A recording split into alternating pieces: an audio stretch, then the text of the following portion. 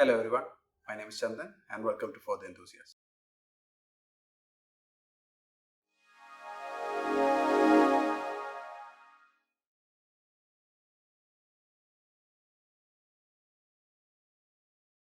Before we move into technical details of electric vehicles and IC engine vehicles, I think it will be great if I could give you an intro into electric vehicles. Just the basics, just a surface level, so that you get a picture as to how the whole system works. This is in no ways intended to give you a deep understanding of electric vehicles. This is just a crash course through electric vehicles. One of the primary things that I want you to understand is that IC engine vehicle and an electric vehicle, they both have harnesses. So harnesses are basically the wires that are connecting to all the systems within the vehicle. That includes the engine, the lights, the wipers, everything. In an IC engine vehicle, it used to be like a 6-volt system. Very old vehicles used to have 6-volt architecture. When the power requirements increased, the companies had to actually move towards a 12-volt architecture. Why this is important is because the power of any system is the product of the voltage and the current. So if you have a high voltage system, you need much lower current. When you have lower current, you need smaller cables. Smaller cables are lighter weight and also low cost.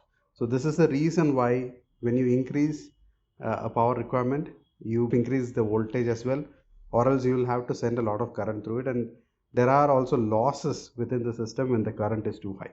And the 12-volt harness is present in almost every vehicle right now. Every ICE engine vehicle you see is working on a 12-volt architecture. Then in the last 1 decade, we saw the requirements to go even beyond the 12-volt system. Like I said, we had larger power consuming devices that came into the vehicle.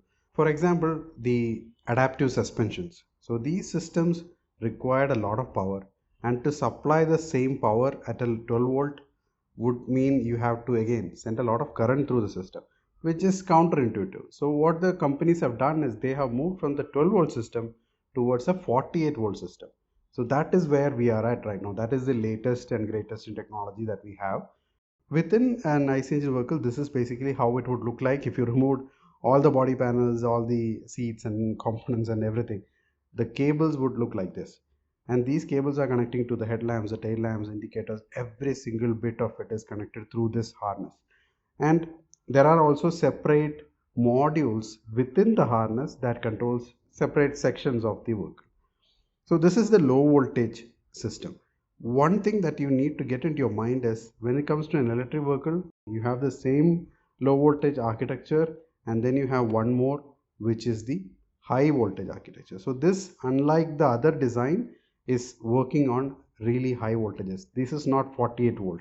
These are 440 volt near about. Currently we have systems at 800 volt from Porsche and so on. So it might actually go up to 1200 volt in future.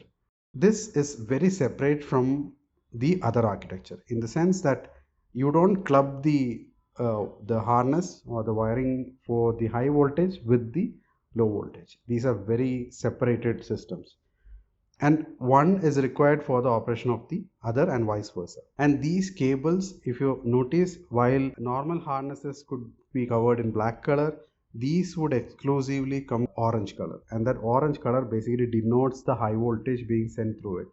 It is kind of a warning saying do not mess with this while the vehicle is powered up and energized.